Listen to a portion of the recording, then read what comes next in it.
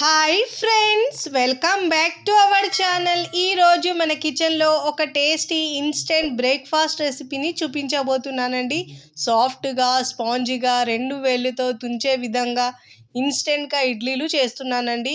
And దాంతోపాటు కాంబినేషన్గా tomato పుదీనా చట్నీ చేస్తున్నానండి. ఈ రెండుటి కాంబినేషన్ చాలా చాలా బాగుంటుందండి. ఈ టమాటో పుదీనా చట్నీ ఇందులోకే కాకుండా ఏ బ్రేక్ఫాస్ట్లో కూడా సూపర్గా ఉంటుందండి. ఎప్పుడైనా ఊరికి వెళ్ళినప్పుడు లేదా ఇంట్లో బ్రేక్ఫాస్ట్ చేయడానికి సడన్గా ఏమి పిండి లేనప్పుడు అప్పటికప్పుడు ఇన్స్టెంట్గా, క్విక్గా, అలాగే లైట్గా ఏదన్నా తినాలంటే బ్రేక్ఫాస్ట్ ఇది చేయండి. సూపర్గా ఉంటుందండి. Best option. మరి లేట్ చేయకుండా ఈ ఇన్స్టెంట్గా చేసే ఇడ్లీ దాంతోపాటు ఈ పుదీనా చట్నీని తయారు చేసే విధానాన్ని చూద్దాం. ముందుగా ఇక్కడ ఒక మిక్సీ జార్ తీసుకున్నానండి. దాంట్లో ఇప్పుడు నేను మెజరింగ్ కప్ కాకుండా ఇంట్లో ఉండే కప్పుతో చేసి చూపిస్తున్నానండి. హాఫ్ కప్ దాకా అటుకులు తీసుకోవాలి. తీసి ఒకసారి గ్రైండ్ చేసుకోవాలండి. ఇలా తీసుకున్న తర్వాత ఇలా కొంచెం బరకగా గ్రైండ్ చేసుకున్న తర్వాత ఏ కప్పుతో అయితే మనం అటుకులు తీసుకున్నామో అదే కప్పుతో ఒక కప్పు బొంబాయి రవ, సూజీ, ఉప్మా రవ అంటే చూడండి, అది వేసి కొంచెం బరకగా గ్రైండ్ చేసుకోవాలి. ఇలా గ్రైండ్ చేసుకున్న తర్వాత బౌల్లో తీసుకోవాలి. ఇప్పుడు దీంట్లో రుచికి సరిపోయినంత ఉప్పు వేసుకోవాలండి.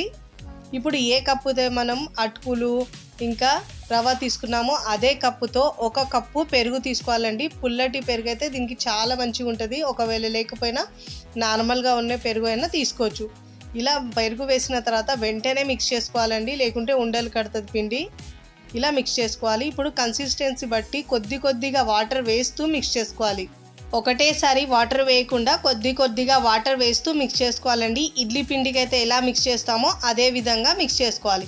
ఫస్ట్ టైం నా ఛానల్ చూస్తున్న వాళ్ళు ప్లీజ్ నా ఛానల్ని సబ్స్క్రైబ్ చేసుకోండి, లైక్ చేయండి, పక్కనున్న బెల్ ఐకాన్ని ప్రెస్ చేయండి. ఇలా ప్రెస్ చేయడం వల్ల నేను పెట్టే వీడియో నోటిఫికేషన్ ముందుగా మీకు వస్తాయి. చూడండి, ఇలాంటి కన్సిస్టెన్సీలో మిక్స్ చేసుకున్న తర్వాత ఒక 15 నిమిషాలు పక్కకు పెట్టుకోవాలి. అప్పటి వరకు దీనికి కాంబినేషన్గా చట్నీని ప్రిపేర్ చేసుకుందాం. స్టవ్ మీద ఒక ప్యాన్ పెట్టుకొని దాంట్లో 1 టేబుల్ స్పూన్ దాకా ఆయిల్ వేసుకోవాలండి. దీంట్లో పల్లీలు ఒక 2 టేబుల్ స్పూన్ దాకా వేసుకొని వేయించుకోవాలి. ఇలా ఫ్రై చేసుకోవాలండి. ఇప్పుడు దీంట్లో మీకు రుచికి సరిపోయినంత పచ్చిమిరపకాయలు వేసుకోవాలండి. ఇక్కడ నేను 2 దాకా తీసుకొని తుంచి వేసుకున్నానండి.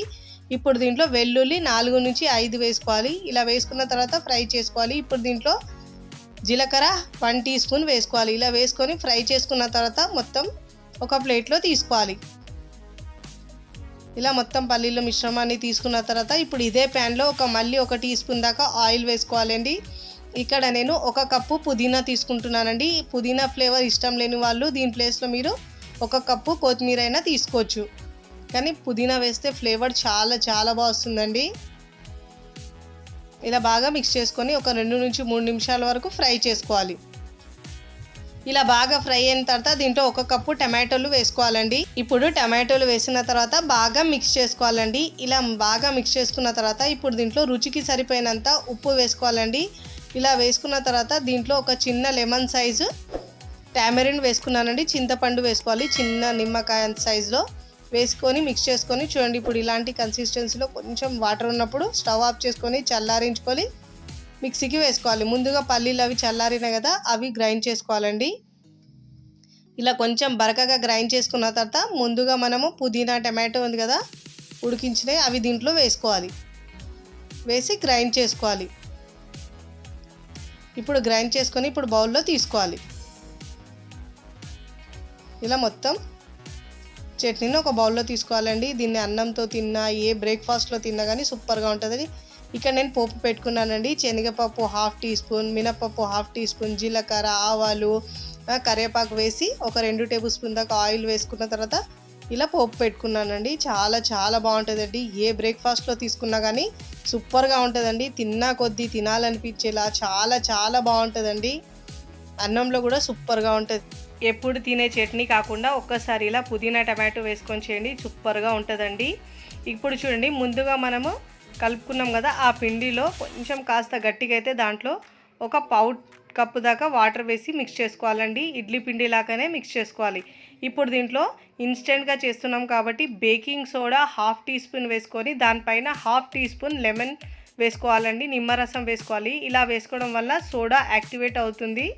ఇడ్లీలు కూడా చాలా సాఫ్ట్గా వస్తాయి. ఇలా బాగా మిక్స్ చేసుకోవాలండి. ఇలా మిక్స్ చేసుకున్న తర్వాత ఇప్పుడు మనం ఇడ్లీలా ప్రిపేర్ చేసుకోవాలండి. ఇడ్లీ మోల్లో ముందుగా నేను నెయ్యి రాసుకున్నానండి. దీంట్లో ఇప్పుడు మనం బ్యాటర్ని వేసుకోవాలి.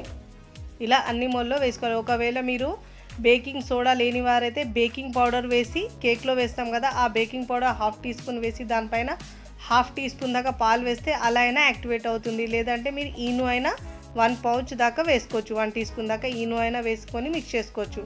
ఇలా అన్ని మౌళ్ళలో మనం బ్యాటరీని వేసుకున్న తర్వాత ముందుగా నేను స్టవ్ మీద ఇడ్లీ పాత్రను పెట్టుకున్నానండి. దాంట్లో 1 గ్లాస్ వాటర్ వేసి బాగా బాయిల్ చేసుకున్నాను. ఇప్పుడు ఇడ్లీ మౌళ్ళను పెట్టుకోవాలి. ఇలా పెట్టి మనం 10 నిమిషాల పాటు మీడియం ఫ్లేమ్లో 10 నిమిషాల పాటు ఉడికించుకోవాలండి. 10 నిమిషాల తర్వాత చూడండి, ఇక్కడ మూత తీసి కొంచెం సైడ్కి ఉంచితే మన ఎక్స్ట్రా వాటర్ మొత్తం సైడ్కి వచ్చేస్తుందండి. చూడండి, 10 నిమిషాల తర్వాత చూపిస్తున్నాను. ఇడ్లీలు బాగా సాఫ్ట్గా చాలా బాగా అయింది. కొంచెం చల్లారిన తర్వాత ఇలా ఇడ్లీ పాత్ర కొంచెం చల్లారిన తర్వాత చూడండి, ఇలా మనము కొద్ది వాటర్లో గ్లాస్లో వాటర్ తీసుకొని ఇలా స్పూన్ ముంచి మనం ఇలా ఇడ్లీలు తీస్తే ఈజీగా డిమోల్డ్ అవుతాయండి. చూడండి ఎంత సాఫ్ట్గా చాలా చాలా బాగుంటాయండి. ఇన్స్టెంట్గా చేసినా కానీ టేస్ట్ మాత్రం సూపర్గా ఉంటుందండి. తిన్నా కొద్దీ తినాలనిపించేలా చాలా చాలా బాగుంటుందండి. ఇలా 2 వేళ్ళతో తుంచే విధంగా ఉంటుంది. మీరు కూడా తప్పకుండా ఈ ఇన్స్టెంట్ ఇడ్లీని ఒకసారి ట్రై చేయండి. ట్రై చేసి ఎలా కుదిరిందో నాకు కామెంట్ ద్వారా తెలియచేయండి. చూడండి, ఇక్కడ నేను సర్వింగ్ ప్లేట్లో సర్వ్ చేసుకున్న తర్వాత మీకు తుంచి చూపిస్తున్నాను. చూడండి ఎంత సాఫ్ట్గా వచ్చిందో, చాలా సాఫ్ట్గా ఉంటుందండి. చూడండి, చాలా మెత్తగా దూదిలాగా నోట్లో వేస్తే ఇట్టే కరిగిపోతుందండి, అంత బాగుంటుంది. ఇక్కడ ఈ చట్నీతో కాంబినేషన్ అయితే రుచి చాలా బాగుంటుందండి. పప్పులు నానబెట్టినప్పుడు ఇలా మనం ఈజీగా ఇన్స్టెంట్గా ఒక 5 నుంచి 10 నిమిషాలలో రెడీ చేసుకోవచ్చండి. ఈ బ్రేక్ఫాస్ట్ని మనం సింపుల్గా చాలా లైట్గా తినాలన్నప్పుడు ఇలా ట్రై చేయండి. చాలా బెస్ట్ రెసిపీ అండి. వీడియో నచ్చితే లైక్ చేయండి, ఫ్రెండ్స్ ఫ్యామిలీకి షేర్ చేయండి. మరికొన్ని టేస్టీ సింపుల్ క్విక్ రెసిపీస్ కోసం టీ కిచెన్ని సబ్స్క్రైబ్ చేసుకోండి. Thanks for watching.